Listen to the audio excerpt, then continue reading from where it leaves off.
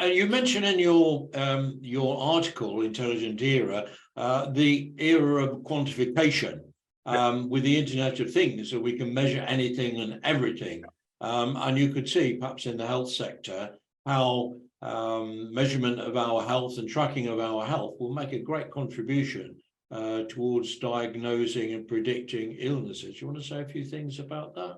Well, I think you hit the nail on the head there, actually. The point you've picked up from the report is that we're talking about the ability to predict outcomes based on data as opposed to being based on symptoms in human illness. At the moment, we wait for something to go wrong or something to hurt before we actually start seeking help. Well, the internal body has very few decent nerve endings and sensors, and therefore it tends to be quite critical by the time you found it. Well, with technology, and analyzing the whole genome of individuals and mapping that against the world's repository of knowledge of disease and the advancement of disease and the potential curative approach, we've got ways of intervening earlier and more accurately and more personally than we ever have before. So the good news about sensors and devices and Internet of Nano things is the next stage, if you like, when we're ingesting and sensors are inside us, or we can tell what state of wellness or unwellness we're at. And this applies to mental health as well, through different technologies, I might add. We can tell what state we're in before we have symptoms, before we have problems. And then through nanosurgery, perform operations using nanobots to remove unwanted growths or components inside us, including cancers. I mean, these things will be treated as chronic diseases fairly soon, as much as aging will be treated as a chronic disease and not inevitable. So dying isn't necessarily something we'll be used to as we go forward. So do you think that Ray Kurzweil prediction of the future society where we have the potential to become almost immortal with the use of technology, cyber technologies, do you think that's likely to be a reality in the future? Well, there are 7 causes of aging, and we think we've diagnosed 2 of them and have partial remedies for 2 of them already.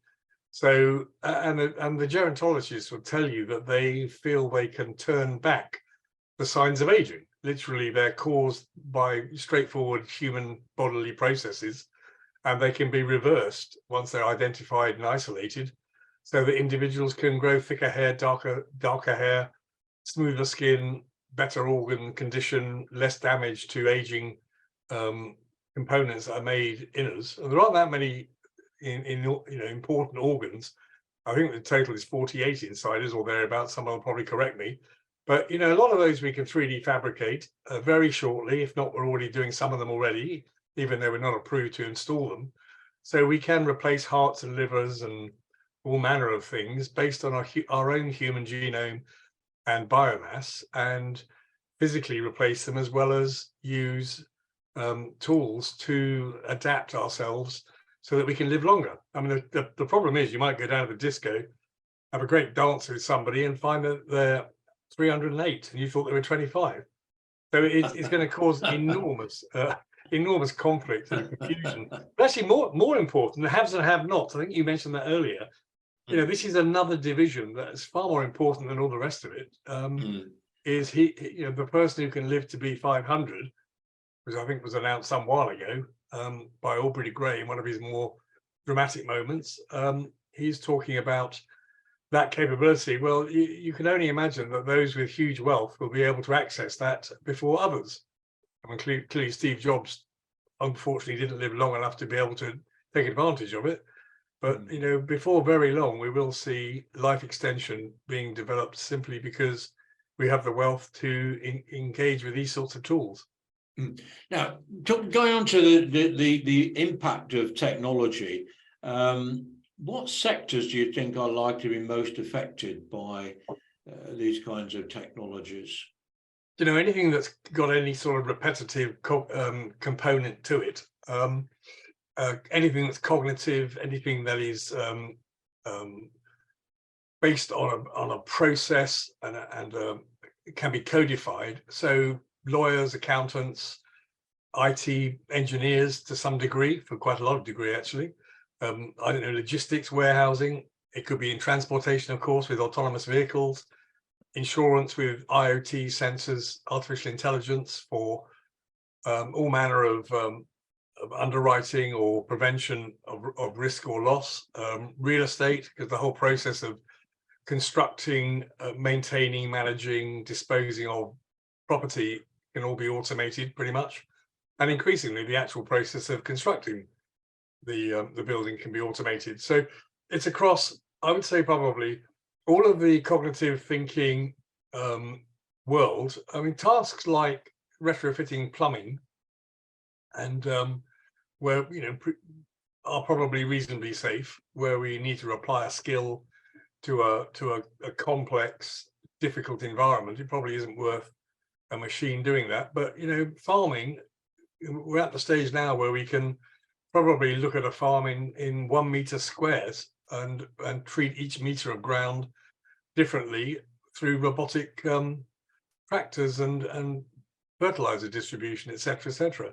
So I would say that there probably isn't a safe place to hide in. Yeah, so you talk mainly there about jobs which are repetitive in nature, and so can be easily learned and understood by technology. But what about those kinds of jobs which require intelligence and human judgment? Yeah. How are they likely to be affected, or are they likely to be affected? Well, if you take a diagnostic physician using tools to diagnose a problem with a patient, nearly all of that can be automated. The ability to analyze vast amounts of complex data and come up with conclusions, as a lawyer would do, can be analyzed better in the whole discovery process.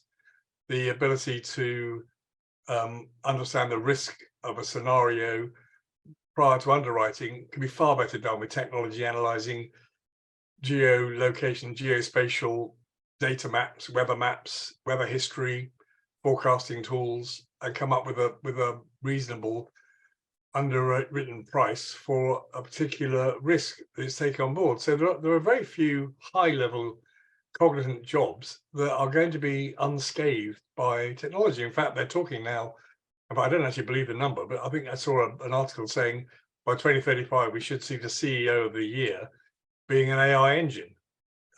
Personally, I happen to think that's probably earlier. You know, the roles of a CEO are partially repetitive, partially inspirational, creative, emotional, communicative. Those are some of the parts that human beings are particularly good at. But the parts that are relatively repetitive, even though they be high skilled, are much better done. I mean, from a physician point of view, analyzing, you know, cells on a breast cancer scan are far better done by a machine than a human being who can get tired, who can blink, who can miss things, whereas machines tend to, if they're working properly, they tend to work, you know, 100% all the time. And that can be tested, of course. Can I ask you, looking at, I mean, I understand how technology can impact jobs with computers and machines, which are capable of, in some cases, exceeding human capabilities with greater accuracy. But what about the technologies as they apply to consumers?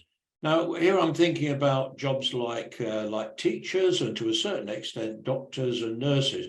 Already, a lot of people, when they go to visit a doctor, they know more about their complaint than the doctor because they have access to the knowledge. And in education, teachers are expected to teach children who've got access to this technology. And if there's something that a child is particularly interested in, they can often acquire more knowledge about a particular subject than a teacher. So this is, you see that as another challenge to knowledge professionals?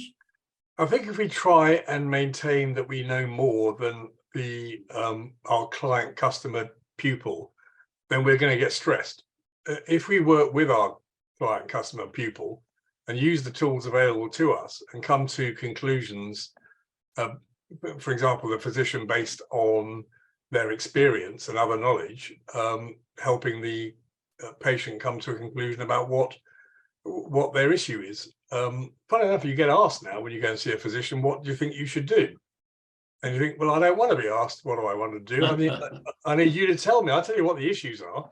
I need you to use your advice and tell me. So maybe they're already adapting to coming up with a cognitive approach that we have some insight, and they need to test us for what that insight is first. But often a physician will sit sideways onto their screen and they're using a robotic process to work out what's wrong with you when they can't quite see what your symptoms might be.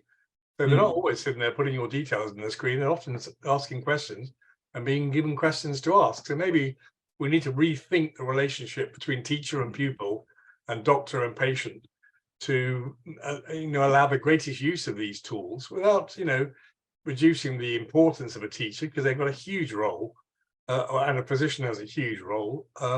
It just isn't necessarily the owner of all knowledge.